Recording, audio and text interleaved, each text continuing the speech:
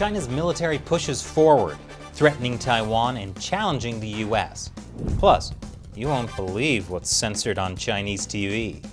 That and more on this week's China News Headlines.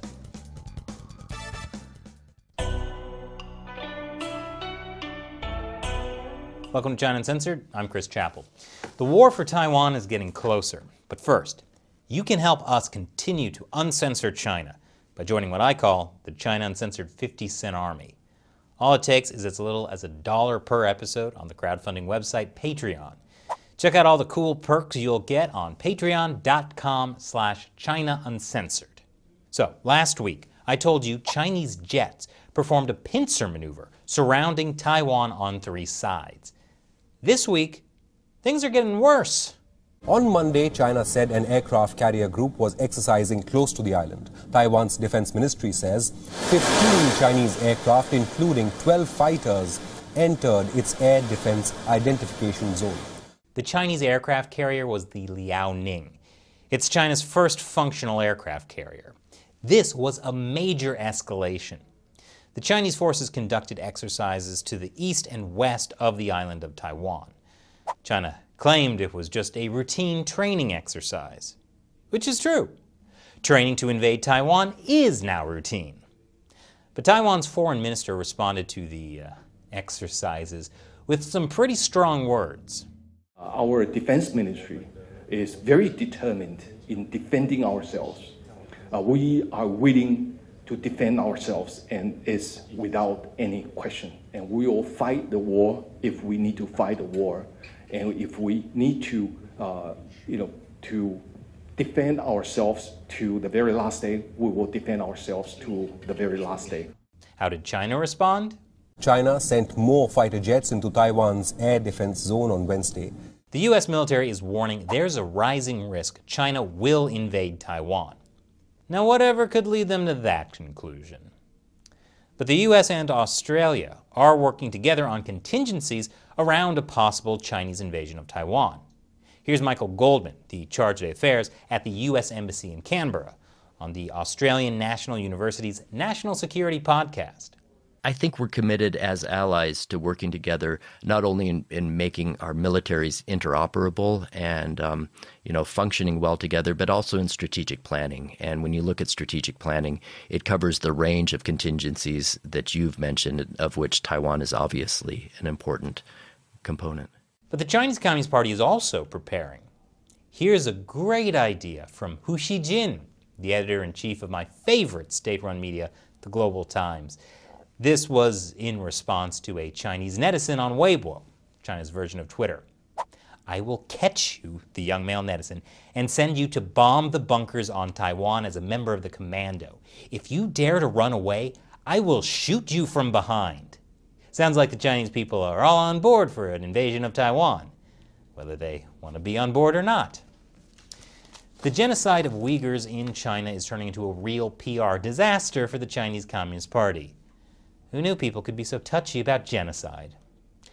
Some people are suggesting a boycott of the 2022 Beijing Olympics could put pressure on the regime. Here's U.S. State Department spokesman Ned Price answering a question about the U.S. and allies joining a boycott. Well, it is something that we certainly wish to discuss, and that it is certainly something that we understand that a coordinated approach will be not only in our interest, but also in the interests of our allies and partners. So this is one of the issues that is on the agenda, both now and going forward. And when we have something to announce, we will be sure to do that. And now the State Department has something to announce. They aren't going to do it. The White House also says a boycott is not on the table. China is certainly warning it will not tolerate a boycott of its Olympics. But there are still growing calls for at least a partial boycott of the Olympics, like the idea from New York Times columnist Nicholas Kristof that athletes could participate, but government officials and companies shouldn't. That's funny. He thinks the Olympics are about athletics and not corporations. But there is one kind of boycott the Chinese regime encourages. A boycott of Western brands that refuse to use cotton made with Uyghur slave labor. More after the break. Welcome back. the Chinese regime is going hard against some Western companies like H&M and Nike. They're facing an official boycott in China because they refuse to use slave labor cotton from Xinjiang. The problem is, these are popular brands in China. Sometimes people even show up on television wearing these clothes. Not to worry, the Chinese regime has figured out a surefire way to completely erase them from the public memory by making TV shows blur out their logos. Unless these guys are actually naked. Even large groups of people had their clothing logos blurred out. Yes, anti-China forces must be blurred to protect the feelings of the Chinese people. Wait, what's going on? The Chinese Communist Party is very proud of its COVID vaccines.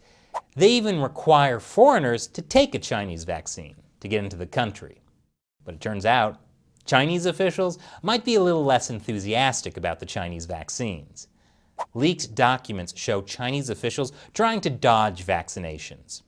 For example, in a town called Xintai, only 3 out of 66 officials have gotten vaccinated, with another 2 on the registration list, showing a dismal willingness rate of less than 10%.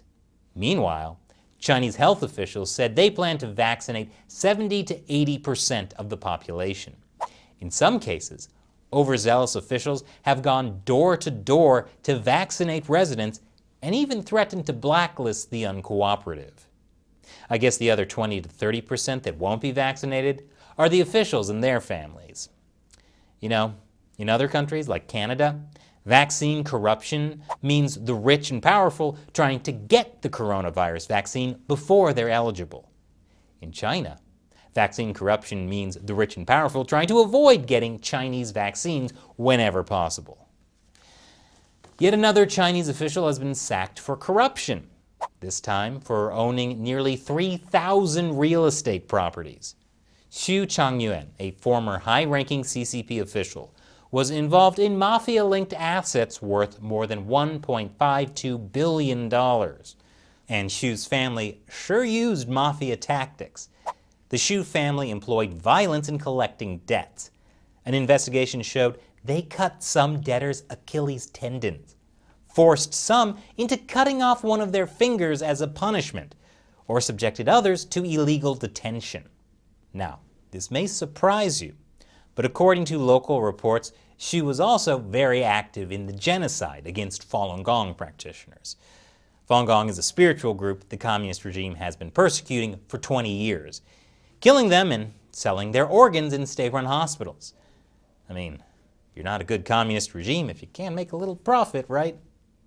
And now it's time for me to read a question or comment from a member of the China Uncensored 50 Cent Army. Those are fans who support the show on Patreon by pledging $1 or more per episode. Steve M. says, I understand the desire to boycott the Beijing Olympics. I think it would be more effective to go to the Olympics and then have all the non-Chinese participants carry flags for Taiwan, Tibet, Xinjiang, etc., and see how China tries to censor that. Well, Steve, that's an interesting idea. If there were an entire stadium filled with people holding flags for those places, it would certainly make a huge impact. But it probably wouldn't get that far. If you're talking about the Olympic athletes carrying flags for Taiwan, Tibet, and Xinjiang, they would get in trouble. They could possibly even get disqualified from participating in the Games. This is according to a new rule from the International Olympic Committee. Athletes are barred from conducting protests or demonstrations on the field of play, in the Olympic Village, during medal ceremonies, or during the opening or closing ceremonies of the Games. And if you're talking about ordinary audience members holding flags for those places, well, that would still be hard to pull off. China has an incredible surveillance system. From the moment you land at the airport, to inside your hotel lobby, to the train to the Olympic events, to the security measures at the venue, Chinese authorities can track your every move. If you're carrying a Tibetan flag, they'll know about it. And if you try to organize a mass protest like this, even while you're in the US, they'll know ahead of time. Try creating a Facebook group. You think just because Facebook is banned in China, Chinese police don't use it to monitor people overseas? The one thing Chinese authorities can't do is force people to come to the Olympics. Well, they can't force non-Chinese people to come. So a boycott is one of the few effective things people in the West can do without getting detained in China for it. And if politicians and companies in the West refuse to support the 2022 Olympics, it would be a big embarrassment for the CCP. That's why just the serious threat of a boycott might be enough to get them to make concessions, like letting independent inspectors into Xinjiang. Thanks for your comment, Steve. And if you'd like me to read your question or comment, join the China Uncensored 50-cent army. Pledge as little as $1 per episode. Visit patreon.com/China Uncensored to learn more. Thanks for watching. I'm Chris Chappell. See you next time.